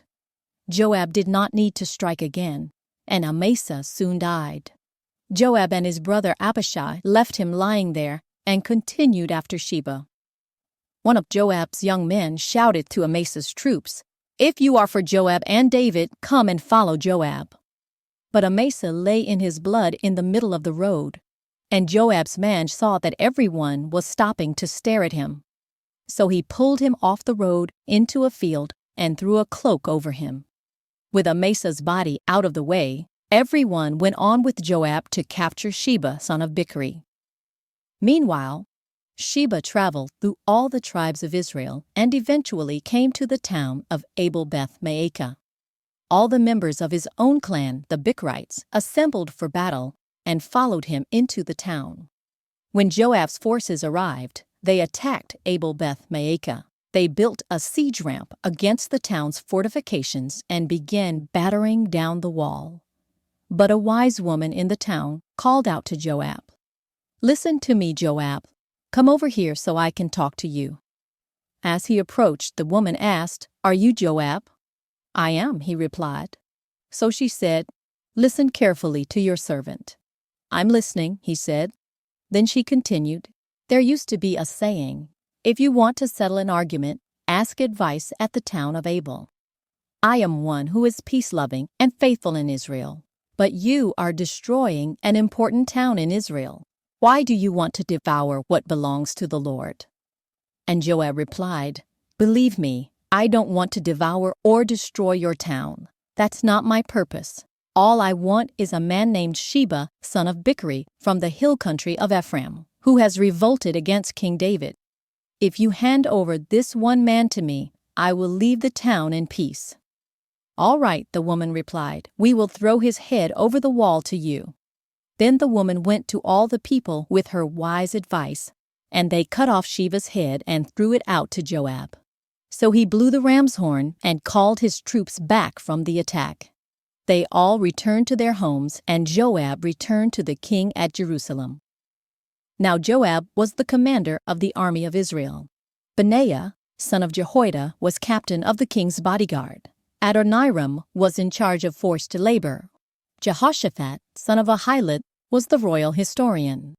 Sheva was the court secretary. Zadok and Abiathar were the priests.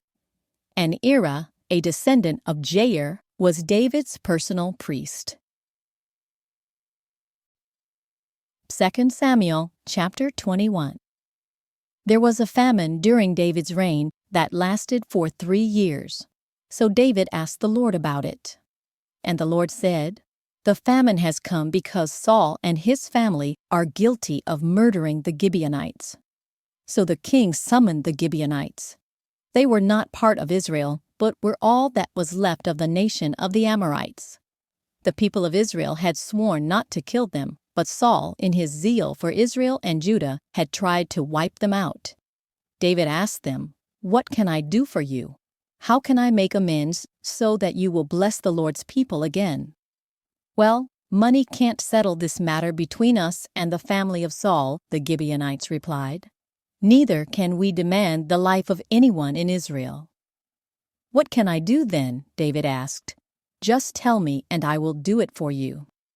Then they replied, "It was Saul who planned to destroy us, to keep us from having any place at all in the territory of Israel. So let 7 of Saul's sons be handed over to us, and we will execute them before the Lord at Gibeon on the mountain of the Lord." "All right," the king said, "I will do it." The king spared Jonathan's son Mephibosheth, who was Saul's grandson, because of the oath David and Jonathan had sworn before the Lord. But he gave them Saul's 2 sons, Armoni and Mephibosheth, whose mother was Rizpah, daughter of Aiah. He also gave them the 5 sons of Saul's daughter Merab, the wife of Adriel, son of Barzillai, from Meholah. The men of Gibeon executed them on the mountain before the Lord. So all 7 of them died together at the beginning of the barley harvest. Then Rizpah, daughter of Aiah, the mother of 2 of the men, spread burlap on a rock and stayed there the entire harvest season. She prevented the scavenger birds from tearing at their bodies during the day and stopped wild animals from eating them at night. When David learned what Rizpah, Saul's concubine, had done, he went to the people of Jabesh Gilead and retrieved the bones of Saul and his son Jonathan. When the Philistines had killed Saul and Jonathan on Mount Gilboa, the people of Jabesh Gilead stole their bodies from the public square of Bethshan, where the Philistines had hung them. So David obtained the bones of Saul and Jonathan, as well as the bones of the men the Gibeonites had executed. Then the king ordered that they bury the bones in the tomb of Kish, Saul's father, at the town of Zelah, in the land of Benjamin. After that, God ended the famine in the land. Once again, the Philistines were at war with Israel, and when David and his men were in the thick of battle, David became weak and exhausted. Ishvi-Benob was a descendant of the giants. His bronze spearhead weighed more than 7 pounds, and he was armed with a new sword. He had cornered David and was about to kill him. But Abishai, son of Zeruiah, came to David's rescue and killed the Philistine. Then David's men declared, "You are not going out to battle with us again. Why risk snuffing out the light of Israel?" After this, there was another battle against the Philistines at Gob. As they fought, Sibbecai from Husha killed Saph, another descendant of the giants. During another battle at Gob, Elhanan, son of Jair, from Bethlehem, killed the brother of Goliath of Gath. The handle of his spear was as thick as a weaver's beam. In another battle with the Philistines at Gath, they encountered a huge man with 6 fingers on each hand and 6 toes on each foot, 24 in all, who was also a descendant of the giants. But when he defied and taunted Israel, he was killed by Jonathan, the son of David's brother Shimei. These 4 Philistines were descendants of the giants of Gath, but David and his warriors killed them. 2 Samuel chapter 22. David sang this song to the Lord on the day the Lord rescued him from all his enemies and from Saul. He sang, "The Lord is my rock, my fortress, and my Savior. My God is my rock, in whom I find protection. He is my shield, the power that saves me, and my place of safety. He is my refuge, my Savior, the one who saves me from violence. I called on the Lord, who is worthy of praise, and he saved me from my enemies. The waves of death overwhelmed me. Floods of destruction swept over me. The grave wrapped its ropes around me. Death laid a trap in my path. But in my distress I cried out to the Lord. Yes, I cried to my God for help. He heard me from his sanctuary. My cry reached his ears. Then the earth quaked and trembled. The foundations of the heavens shook. They quaked because of his anger. Smoke poured from his nostrils. Fierce flames leaped from his mouth. Glowing coals blazed forth from him. He opened the heavens and came down. Dark storm clouds were beneath his feet. Mounted on a mighty angelic being, he flew, soaring on the wings of the wind. He shrouded himself in darkness, veiling his approach with dense rain clouds. A great brightness shone around him, and burning coals blazed forth. The Lord thundered from heaven. The voice of the Most High resounded. He shot arrows and scattered his enemies. His lightning flashed, and they were confused. Then, at the command of the Lord, at the blast of his breath, the bottom of the sea could be seen, and the foundations of the earth were laid bare. He reached down from heaven and rescued me. He drew me out of deep waters. He rescued me from my powerful enemies, from those who hated me and were too strong for me. They attacked me at a moment when I was in distress, but the Lord supported me. He led me to a place of safety. He rescued me because he delights in me. The Lord rewarded me for doing right. He restored me because of my innocence. For I have kept the ways of the Lord. I have not turned from my God to follow evil. I have followed all his regulations. I have never abandoned his decrees. I am blameless before God. I have kept myself from sin. The Lord rewarded me for doing right. He has seen my innocence. To the faithful, you show yourself faithful. To those with integrity, you show integrity. To the pure, you show yourself pure. But to the crooked, you show yourself shrewd. You rescue the humble, but your eyes watch the proud and humiliate them. O Lord, you are my lamp. The Lord lights up my darkness. In your strength, I can crush an army. With my God, I can scale any wall. God's way is perfect. All the Lord's promises prove true. He is a shield for all who look to him for protection. For who is God except the Lord? Who but our God is a solid rock? God is my strong fortress, and he makes my way perfect. He makes me as sure-footed as a deer, enabling me to stand on mountain heights. He trains my hands for battle. He strengthens my arm to draw a bronze bow. You have given me your shield of victory. Your help has made me great. You have made a wide path for my feet to keep them from slipping. I chased my enemies and destroyed them. I did not stop until they were conquered. I consumed them. I struck them down so they did not get up. They fell beneath my feet. You have armed me with strength for the battle. You have subdued my enemies under my feet. You placed my foot on their necks. I have destroyed all who hated me. They looked for help, but no one came to their rescue. They even cried to the Lord, but he refused to answer. I ground them as fine as the dust of the earth. I trampled them in the gutter like dirt.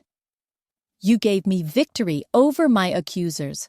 You preserved me as the ruler over nations. People I don't even know now serve me.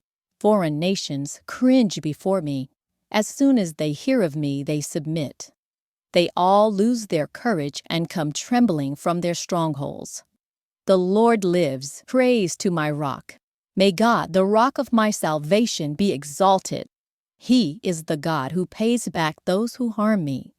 He brings down the nations under me and delivers me from my enemies. You hold me safe beyond the reach of my enemies. You save me from violent opponents. For this, O Lord, I will praise you among the nations. I will sing praises to your name. You give great victories to your king. You show unfailing love to your anointed, to David and all his descendants forever. 2 Samuel chapter 23. These are the last words of David. David, the son of Jesse, speaks. David, the man who was raised up so high. David, the man anointed by the God of Jacob. David, the sweet psalmist of Israel. The Spirit of the Lord speaks through me. His words are upon my tongue. The God of Israel spoke. The Rock of Israel said to me, the one who rules righteously, who rules in the fear of God, is like the light of morning at sunrise, like a morning without clouds, like the gleaming of the sun on new grass after rain. Is it not my family God has chosen? Yes, He has made an everlasting covenant with me. His agreement is arranged and guaranteed in every detail. He will ensure my safety and success. But the godless are like thorns to be thrown away, for they tear the hand that touches them. One must use iron tools to chop them down. They will be totally consumed by fire. These are the names of David's mightiest warriors. The first was Jashobim, the Hakmonite, who was leader of the three. The three mightiest warriors among David's men. He once used his spear to kill 800 enemy warriors in a single battle. Next in rank among the three was Eleazar, son of Dodai, a descendant of Ahoah. Once Eleazar and David stood together against the Philistines when the entire Israelite army had fled. He killed Philistines until his hand was too tired to lift his sword, and the Lord gave him a great victory that day. The rest of the army did not return until it was time to collect the plunder. Next in rank was Shammah, son of Agi, from Herar. One time the Philistines gathered at Lehi and attacked the Israelites in a field full of lentils. The Israelite army fled, but Shammah held his ground in the middle of the field and beat back the Philistines. So the Lord brought about a great victory. Once during the harvest, when David was at the cave of Adullam, the Philistine army was camped in the valley of Rephaim. The three, who were among the 30, an elite group among David's fighting men, went down to meet him there. David was staying in the stronghold at the time, and a Philistine detachment had occupied the town of Bethlehem. David remarked longingly to his men, "Oh, how I would love some of that good water from the well by the gate in Bethlehem." So the three broke through the Philistine lines, drew some water from the well by the gate in Bethlehem, and brought it back to David. But he refused to drink it. Instead, he poured it out as an offering to the Lord. "The Lord forbid that I should drink this," he exclaimed. "This water is as precious as the blood of these men who risked their lives to bring it to me." So David did not drink it. These are examples of the exploits of the three. Abishai, son of Zeruiah, the brother of Joab, was the leader of the 30. He wants to use his spear to kill 300 enemy warriors in a single battle. It was by such feats that he became as famous as the three. Abishai was the most famous of the 30 and was their commander, though he was not one of the three. There was also Benaiah, son of Jehoiada, a valiant warrior from Kabzeo. He did many heroic deeds, which included killing 2 champions of Moab. Another time, on a snowy day, he chased a lion down into a pit and killed it. Once, armed only with a club, he killed an imposing Egyptian warrior who was armed with a spear. Benaiah wrenched the spear from the Egyptian's hand and killed him with it. Deeds like these made Benaiah as famous as the 3 mightiest warriors. He was more honored than the other members of the 30, though he was not one of the 3. And David made him captain of his bodyguard. Other members of the 30 included Asahel, Joab's brother, Elhanan, son of Dodo, from Bethlehem, Shammah, from Herod, Elika, from Herod, Helez, from Pelon, Era, son of Ikish, from Tekoa, Abiezer, from Anathoth, Sibbecai, from Husha, Salmon, from Ahoah, Maharai, from Netophah, Heled, son of Baanah, from Netophah, Ithai, son of Ribai, from Gibeah, in the land of Benjamin, Benaiah, from Pirathon, Hurai, from Nahalgash, Abi-Alban, from Arabah, Asvaveth, from Bahurim, Eliabah, from Shealban, the sons of Jashin, Jonathan, son of Shagi, from Herar, Ahiam, son of Sherar, from Herar, Eliphelet, son of Ahasbai, from Baakah, Eliam, son of Ahithophel, from Gilo, Hazro, from Carmel, Peorai, from Arba, Egal, son of Nathan, from Zobah, Bani, from Gad, Zelek, from Ammon, Naharai, from Beeroth, the armor-bearer of Joab, son of Zeruiah, Era, from Jatir, Garib, from Jatir, Uriah the Hittite. There were 37 in all. 2 Samuel, chapter 24. Once again, the anger of the Lord burned against Israel, and he caused David to harm them by taking a census. Go and count the people of Israel and Judah, the Lord told him. So the king said to Joab and the commanders of the army, Take a census of all the tribes of Israel, from Dan in the north to Beersheba in the south, so I may know how many people there are. But Joab replied to the king, May the Lord your God let you live to see 100 times as many people as there are now. But why, my lord the king, do you want to do this? But the king insisted that they take the census. So Joab and the commanders of the army went out to count the people of Israel. First, they crossed the Jordan and camped at Aror, south of the town in the valley, in the direction of Gad. Then they went on to Jazer, then to Gilead in the land of Tatim-Hodshi, then to Danjaan and around to Sidon. Then they came to the fortress of Tyre, and all the towns of the Hivites and Canaanites. Finally, they went south to Judah as far as Beersheba. Having gone through the entire land for 9 months and 20 days, they returned to Jerusalem. Joab reported the number of people to the king. There were 800,000 capable warriors in Israel who could handle a sword, and 500,000 in Judah. But after he had taken the census, David's conscience began to bother him, and he said to the Lord, I have sinned greatly by taking this census. Please forgive my guilt, Lord, for doing this foolish thing. The next morning the word of the Lord came to the prophet Gad, who was David's seer. This was the message. Go and say to David, This is what the Lord says. I will give you 3 choices. Choose one of these punishments, and I will inflict it on you.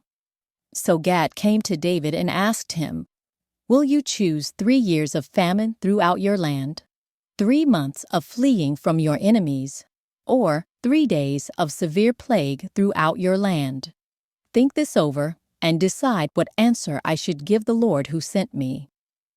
I'm in a desperate situation, David replied to Gad. But let us fall into the hands of the Lord, for his mercy is great. Do not let me fall into human hands. So the Lord sent a plague upon Israel that morning, and it lasted for 3 days. A total of 70,000 people died throughout the nation, from Dan in the north to Beersheba in the south. But as the angel was preparing to destroy Jerusalem, the Lord relented and said to the death angel, Stop, that is enough. At that moment, the angel of the Lord was by the threshing floor of Araunah the Jebusite. When David saw the angel, he said to the Lord, I am the one who has sinned and done wrong, But these people are as innocent as sheep. What have they done? Let your anger fall against me and my family." That day, Gad came to David and said to him, "Go up and build an altar to the Lord on the threshing floor of Araunah the Jebusite." So David went up to do what the Lord had commanded him. When Araunah saw the king and his men coming toward him, he came and bowed before the king with his face to the ground. "Why have you come, my lord the king?" Araunah asked. David replied, "I have come to buy your threshing floor and to build an altar to the Lord there, so that he will stop the plague." "Take it, my lord the king, and use it as you wish," Araunah said to David. "Here are oxen for the burnt offering, and you can use the threshing boards and ox yokes for wood to build a fire on the altar. I will give it all to you, your majesty, and may the Lord your God accept your sacrifice." But the king replied to Araunah, "No, I insist on buying it, for I will not present burnt offerings to the Lord my God that have cost me nothing." So David paid him 50 pieces of silver for the threshing floor and the oxen. David built an altar there to the Lord and sacrificed burnt offerings and peace offerings. And the Lord answered his prayer for the land, and the plague on Israel was stopped. This reading is from the Holy Bible, New Living Translation, by permission of Tyndale House Publishers, Incorporated.